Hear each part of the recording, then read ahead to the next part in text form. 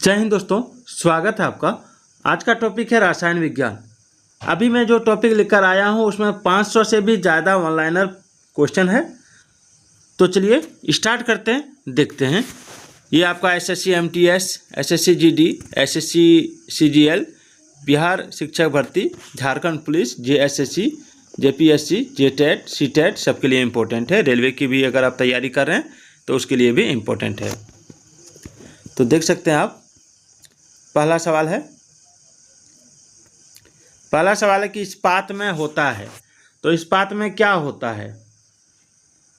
तो इस्पात में 0.1 से लेकर 2% कार्बन होता है।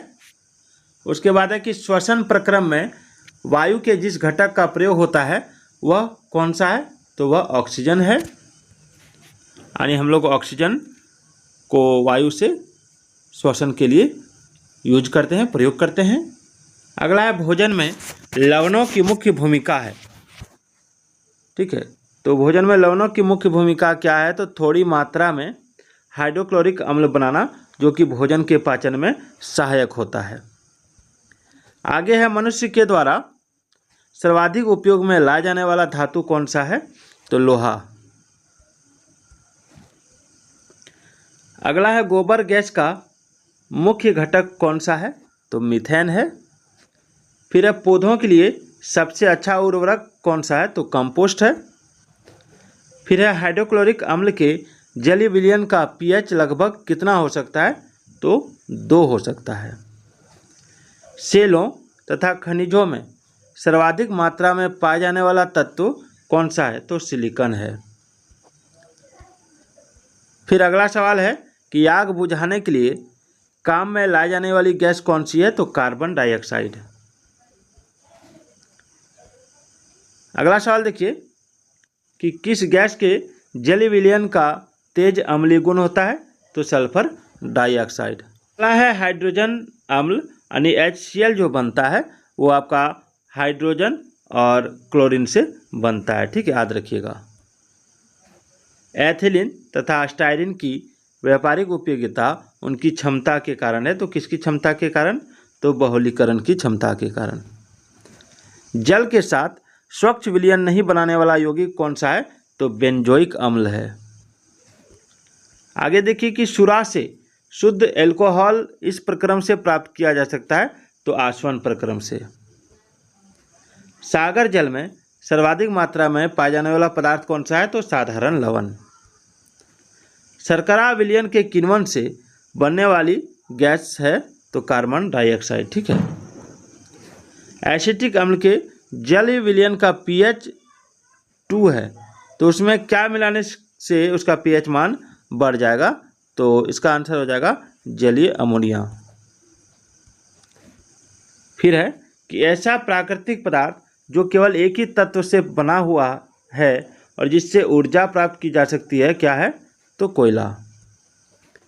पेट्रोल से लगी आग को बुझाने के लिए प्रायः जल का इस्तेमाल नहीं किया जाता है, क्योंकि जल और पेट्रोल आपस में अमिश्रणीय है और पेट्रोल जल की सतह पर परत बना लेता है। औद्योगिक रूप से विद्युत अपघटन द्वारा बनाए जाने वाले पदार्थों का समूह है कास्टिक सोडा, क्लोरीन और एल्यूमिनियम। अगला है पर्यावरण का प्रदूषण। पर्यावरण को प्रदूषण का करने वाली जो गैस है वो है सल्फर डाइऑक्साइड। ठीक है, पर्यावरण को प्रदूषित करने वाली गैस सल्फर डाइऑक्साइड है।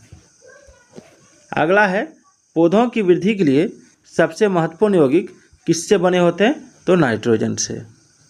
फिर है कास्टिक सोडा के विलयन को अलसी के तेल के साथ गर्म करने से बने यौगिक को किस तरह काम में लाया जाता है? तो साबुन बनाने में। सल्फ्यूरिक अम्ल के औद्योगिक उत्पादन में काम आने वाली 2 गैसें हैं सल्फर डाइऑक्साइड और ऑक्सीजन।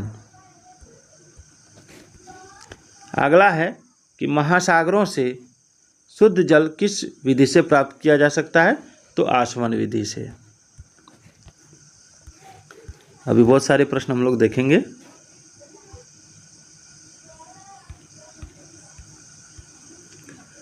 अगला है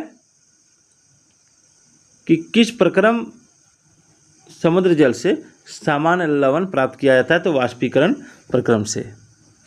कठोर जल को उबालने के लिए इस्तेमाल में लाए जाने वाले विद्युत उपकरण के तापन अवयव पर जमने वाली सफ़ेद परत में क्या होता है? तो कैल्शियम तथा मैग्नीशियम का लवण। सामान्य लवण कौन सा है? तो सोडियम क्लोराइड। अगला, चट्टानों पर से गुजरने के बाद जल में से क्या घुल जाने से कठोर हो जाता है? तो कैल्शियम कार्बोनेट। बेकिंग सोडा का रासायनिक नाम कौन सा है? तो सोडियम बाइकार्बोनेट। रोगग्रस्त वृक्क यानी किडनी के रोगियों को दिए जाने वाले अपोहन यानी डायलिसिस की प्रक्रिया में प्रयुक्त परिघटना क्या कहलाती है? तो परासरण। अगला है, बारूद का मिश्रण कौन कौन सा है? तो नाइट्रेट, सल्फर व काठ कोयला यानी चारकोल, ये बारूद का मिश्रण है। आगे है, कपड़ों के रंग का विरंजन करने वाला अभिकर्मक यानी रिजेंट कौन सा है? तो सल्फर डाइऑक्साइड। किसी ठोस वस्तु को गर्म करने से उसका सीधे गैसीय रूप में परिवर्तित हो जाने का प्रक्रम कहलाता है ऊर्ध्वपातन यानी सब्लिमेशन। ठीक है। सिल्वर हैलाइड का उपयोग फोटोग्राफी प्लेटों में होता है क्योंकि वे रंगहीन होते हैं। वृक्षों के समीप या उनके नीचे रात को नहीं सोना चाहिए क्योंकि वृक्ष रात के समय कार्बन डाइऑक्साइड छोड़ते हैं। वैज्ञानिक उपकरणों में पराबैंगनी किरणों को गुजारने के लिए सिलिका का शुद्ध क्रिस्टलीय रूप कौन सा है? तो क्वार्ट्ज, कांच।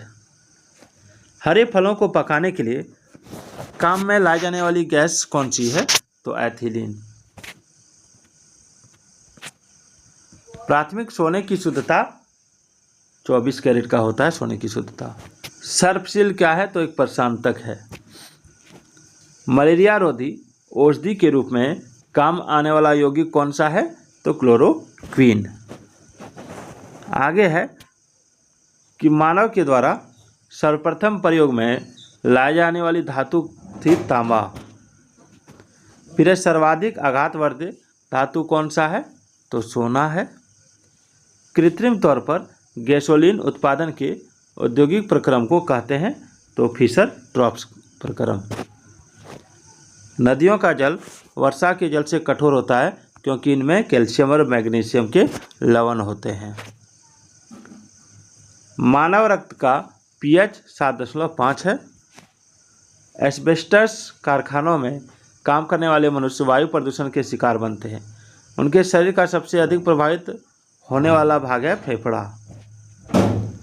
अपोहन, जिसको डायलिसिस कहते हैं, उन रोगियों पर किया जाता है जिनको वृक्क विकार हो, किडनी में प्रॉब्लम हो। भारतीय केंद्रीय औषधि अनुसंधान संस्थान कहाँ है? तो लखनऊ में। लार की प्रकृति अम्लीय है।